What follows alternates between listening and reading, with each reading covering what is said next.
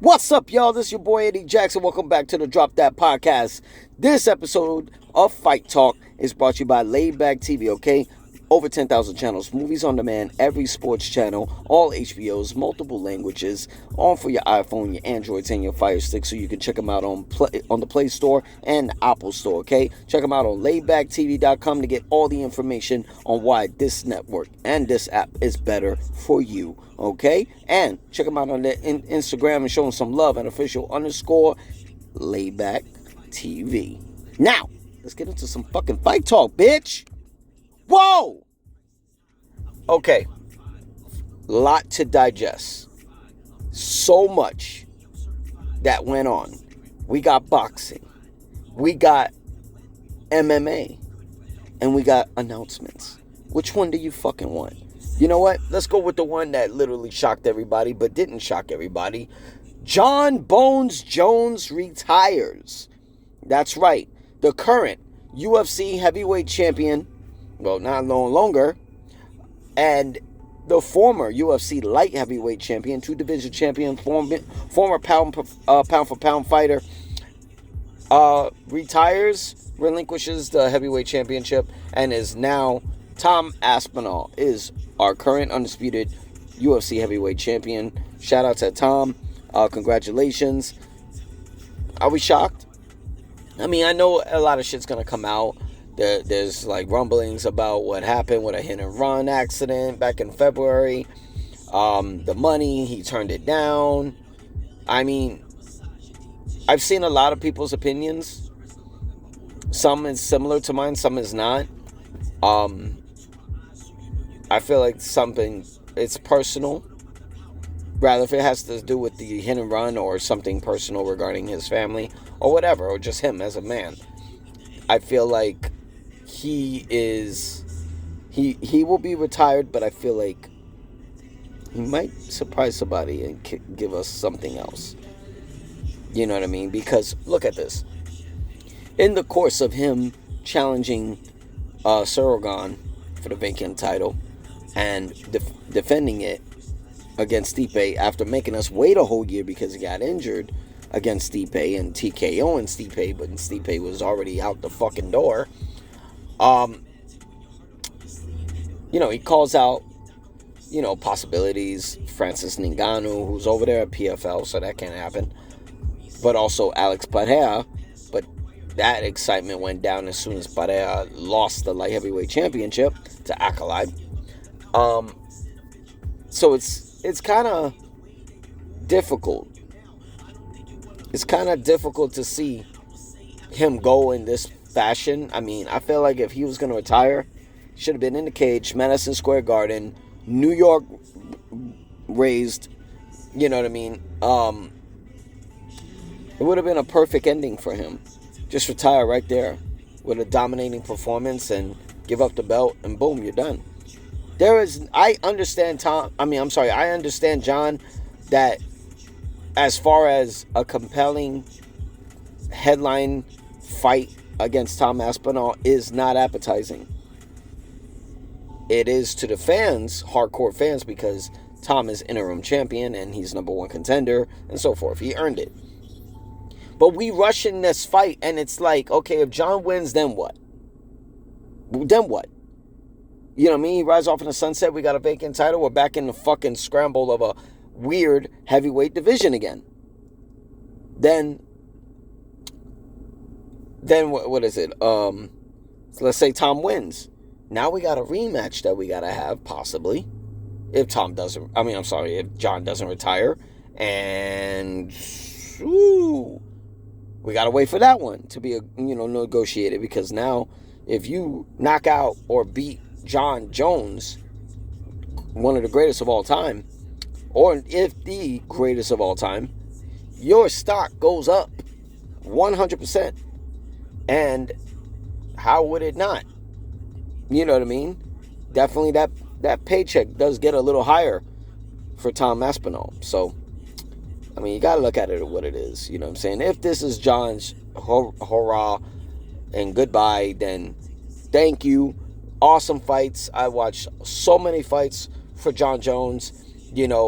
Him winning the championship against Shogun Rua, you know what I'm saying? Because initially it was Rashad Evans challenging Shogun Rua until Rashad went down with a knee injury. And this was 1 month after John Jones submitted and took the first defeat on the first O that he ever took was against Ryan Bader. You know what I'm saying? He submitted Ryan Bader. It was an undefeated fighter versus undefeated fighter. And then a month later, he's challenging for the light heavyweight championship. Goes on. He's defending against Rampage Jackson. Awesome fight. You know what I mean? Even though I had Rampage winning, I thought Rampage would have won.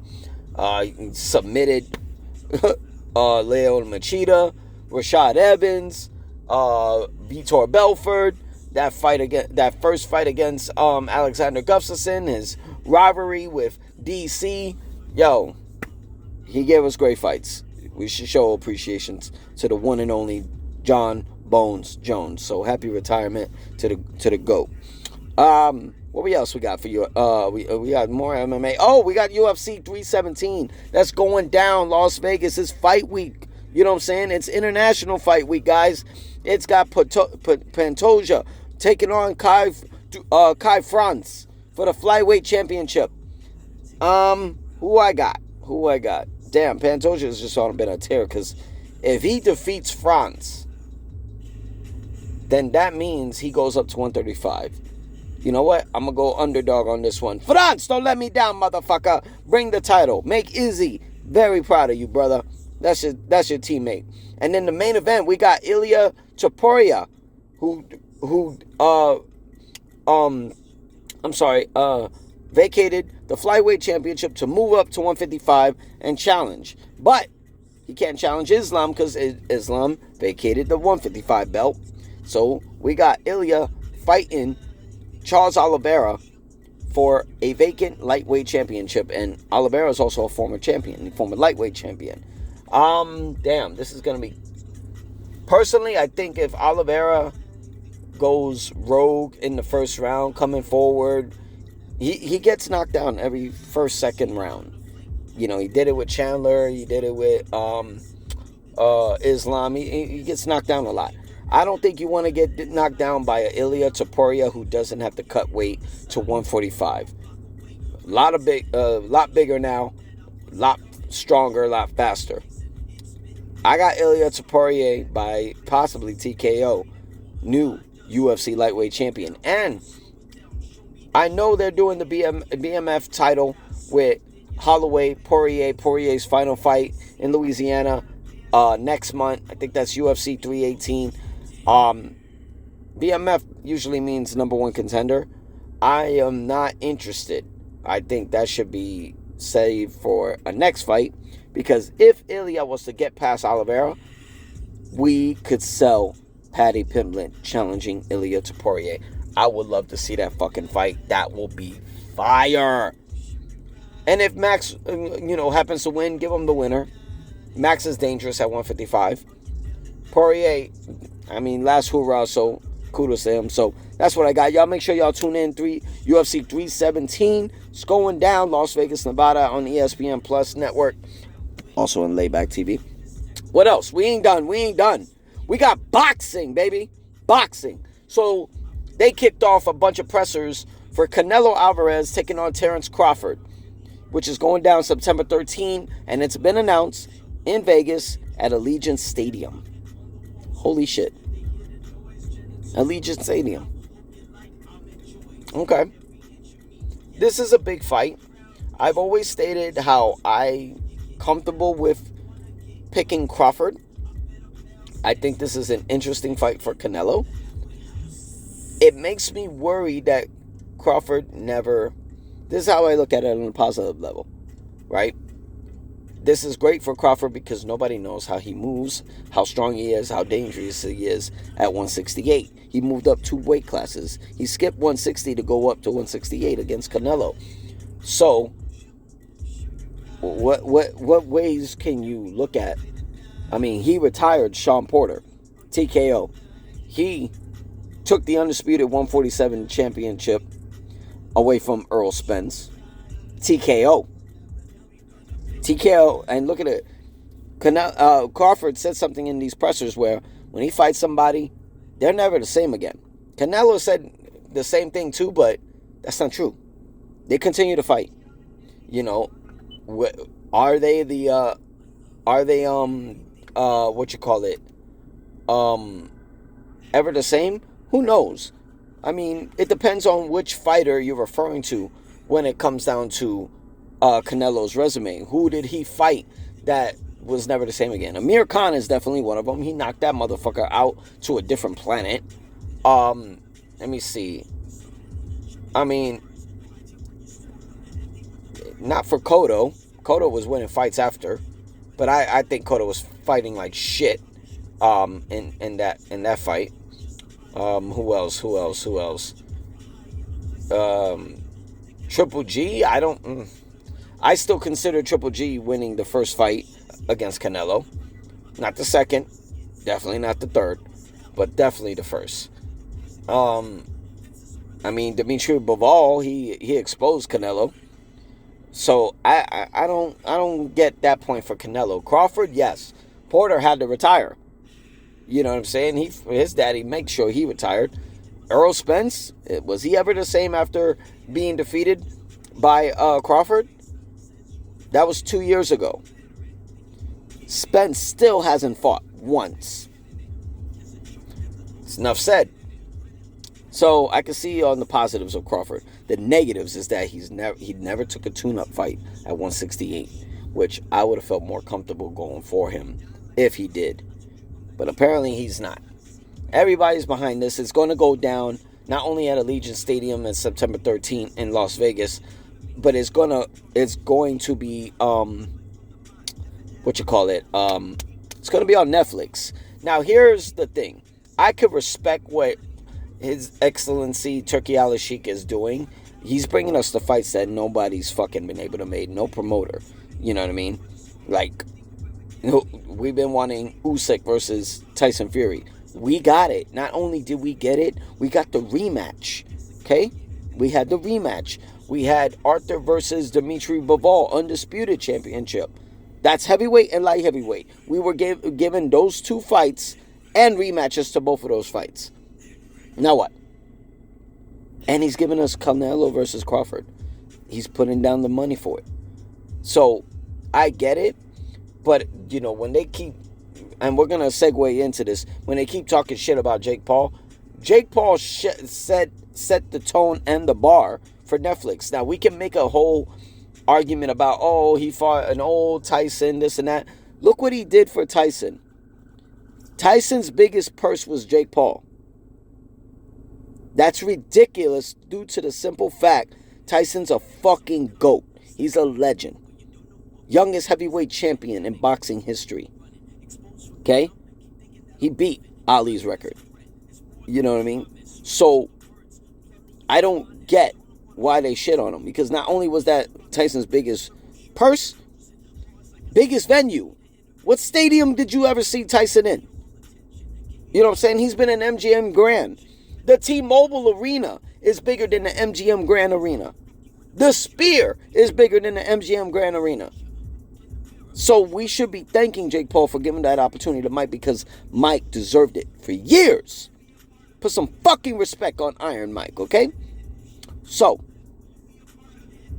it is very ironic that Jake Paul 6 months ago, or 8 months ago, was on Netflix fighting Mike Tyson, and then a year later, we're going to get another fight on Netflix, Canelo Crawford. Why not? Why are we doing this? You know what I mean? Why? The last event Turki Al-Sheikh was dealing with was DAZN. All these fights he was doing was DAZN. Now you feel comfortable doing Netflix. Why? Because you actually saw how Jake Paul did it. So, gotta give a little credit because he showed the way. And not only this is on Netflix, but it's in a stadium. You know what I'm saying? Let's call it what it is. That Ring Magazine fucking event was shit at Times Square. Turkey should be embarrassed by that shit. So, whatever's whatever. I still got Crawford, but, you know, I need to get more comfortable with that. And due to the segue of it, we got Jake Paul versus Julio Cesar Chavez Jr. this weekend as well. We got a really busy weekend. UFC is going head-to-head with Jake Paul versus Chavez Jr. And we got Holly Holm going back to boxing under the MVP card. You know what I mean? Shout out to her. You know, legend, former UFC bantamweight champion, knocked out Ronda Rousey years back in Australia. So this is going to be interesting because this is probably the most experienced fighter Jake Paul's ever fought. But we don't know exactly what Chavez Jr. we're going to get. And the crazy shit is if they say, oh, if we get we're going to get a good Chavez Jr. When the fuck we ever saw that? He dropped the ball in every fucking fight. Canelo. He didn't even deserve that fight. Sergio Martinez didn't even deserve it. But he's a former world champion. So I got Jake Paul by knockout. I think Jake Paul is going to knock out Chavez Jr. and show Canelo what he couldn't do. And I think I got it maybe under. I think Jake Paul got to do it under 6 rounds, because that Mexican cardio is insane, you know, in boxing fights. So I got Jake knocking him out under 6 rounds. So y'all tune in. It's going down this weekend. Yeah, that's all we got. We covered John Jones. We covered Canelo Crawford. We covered Jake Paul Chavez Jr. We covered UFC 317. Y'all check it out. UFC 317, ESPN Plus. Jake Paul versus Chavez Jr. is going down on the Zone, and Canelo Crawford is gonna go down Netflix, but that's on September 13th. Okay, so who's gonna be viewing more? Is it gonna be Jake Paul Chavez Jr.? Or is it gonna be UFC 317? Don't know. Stay tuned, guys. But y'all be cool. This is the Drop That Podcast. I'm your boy Eddie Jacks. This is gonna be great. I can't wait to get the reviews on everything that happened this fucking weekend, okay? Y'all stay tuned. Be safe. Don't forget to subscribe and like the fucking page, all right? Please. Peace.